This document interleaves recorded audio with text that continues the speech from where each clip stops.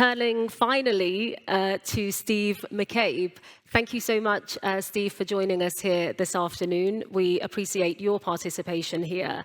During the recent uprising, numerous legislators and politicians were apprised of really a bombardment of literature against the MEK and the NCRI.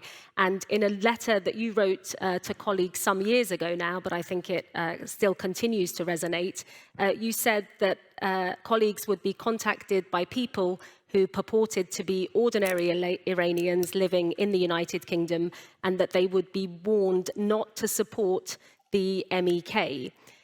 You have also mentioned that you have received over the years, but also more recently, a barrage of emails really to that same end, which is do not support the MEK and the NCRI, as opposed to really concentrating on the Iranian regime. Perhaps you could elaborate on whether you think this campaign has been successful, the disinformation campaign of the Iranian regime. Sure. Well, good afternoon.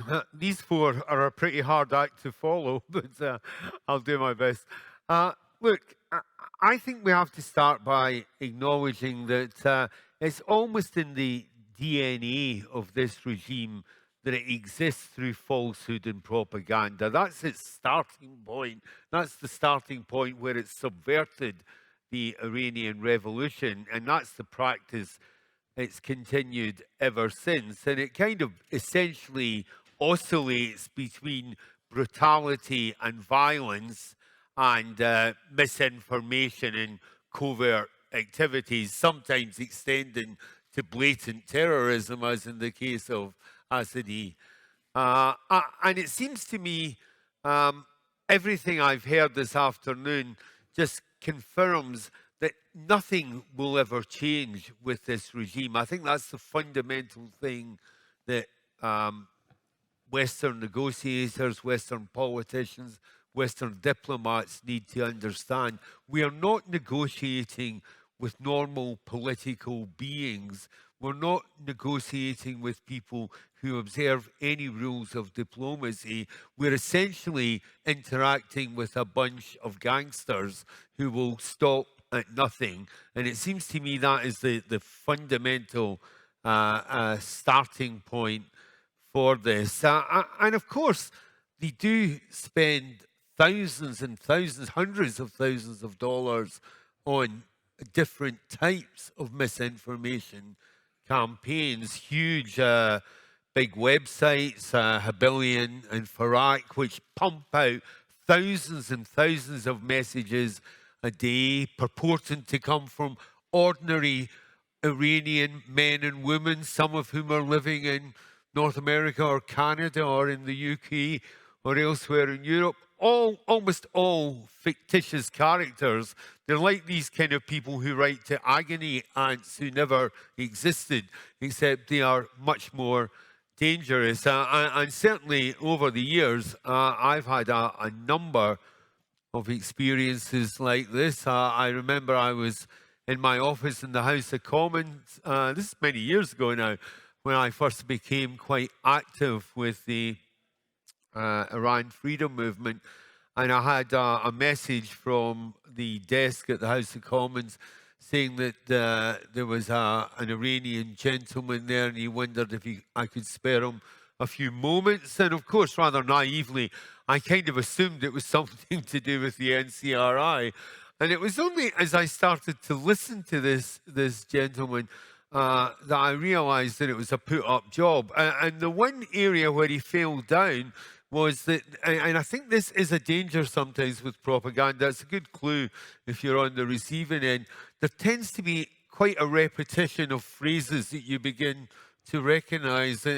I don't know if it's done by AI or if it's just limited intelligence, but sometimes you do spot that there's a similarity. But that's one thing I've experienced. I've also had, I've lost track of the emails I've had purporting to come from honest, ordinary Joe blogs telling me about things that you know, allegedly have happened, the sort of things that Ambassador Bloomfield and Strawn have been describing that go on in the camps and things like that.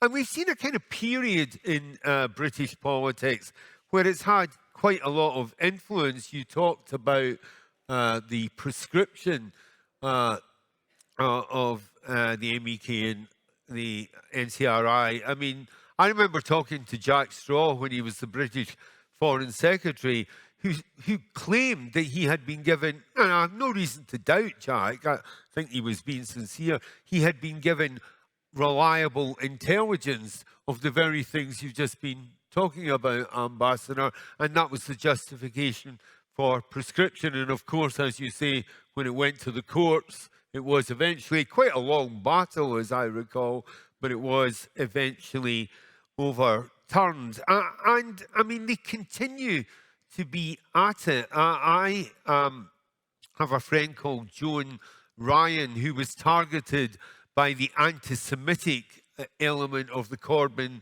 Labour Party, and you may have seen the photographs on television where a group of Iranians who were working hand and foot with a bunch of anti-Semites found their way into the Labour Party selection meeting where they were organising to deselect this woman. They were able to get into the heart of the decision-making process at a local Labour Party level. We know that Corbyn himself was actually paid to provide commentaries on Iranian television.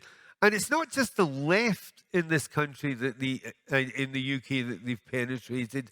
It's also the right wing and the right wing media. There's a newspaper some of you will be familiar with called the Mail on Sunday, which is certainly a very pro-Tory party right wing newspaper. I remember them describing me as a terrorist sympathiser and describing the NCRI as a bunch of terrorists. Again, based on information they'd received from so-called ordinary Iranians who had given them stories. And, you know, I mean, even to this day, when there is much more scepticism in UK circles because of the things we've seen, the detention of Nazanin Zaghari-Ratcliffe, the way they have failed to cooperate with the nuclear deal, the support with drones for Russia. Even now, when there is still much more scepticism in the UK, just as Candace says, what we do witness is that the UK government are still not prepared to let Mrs. Rajavi come and speak for herself in London. And that is the test of how much influence they still have. They are able still to keep the one person who's offering a deal for a secular democratic Iran, not asking for weapons, not asking for money, not asking for anything, offering a 10-point plan for democracy, and she's still kept at arm's length because of the insidious influence of these people. And I think, you know, we have started to see that it does move to a much more dangerous level. Obviously, the news that British University research has been used to support their drone program is extremely worrying and alarming now. The fact that they are able to threaten and sometimes to actively kidnap journalists in the streets of London is pretty distressing as well. I and a number of other colleagues were placed on a sanctions list as a result of some of the criticisms we've made of Iran. I have to tell them it didn't quite work out the way they may have intended, because people in the UK Parliament think it's a badge of honour. And I actually have one friend who said, I don't think I'm on the sanctions list.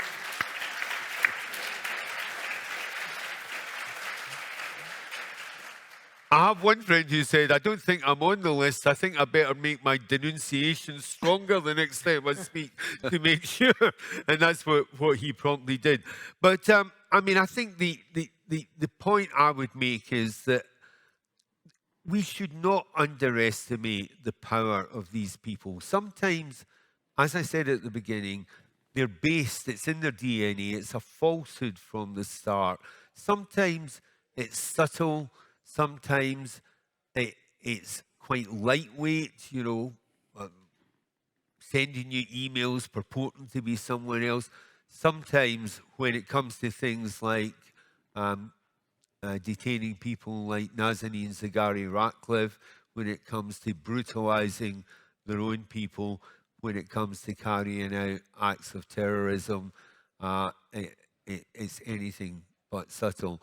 And the only thing I would say about them is this. There are two messages we should send to them. The first one is, as I say, these are not normal politicians or diplomats. These are gangsters.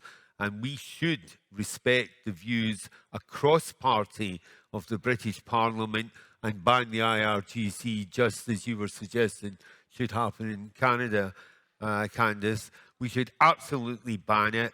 And the other thing is, you will know that the sanctions, many of the sanctions against this regime are due to lapse in October.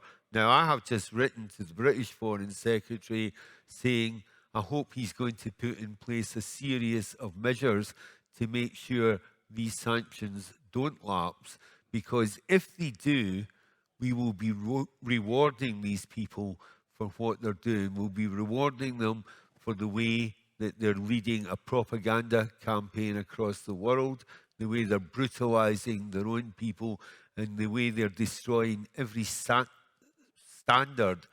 of civilized diplomacy and politics that most Democrats would recognize. We can't do that.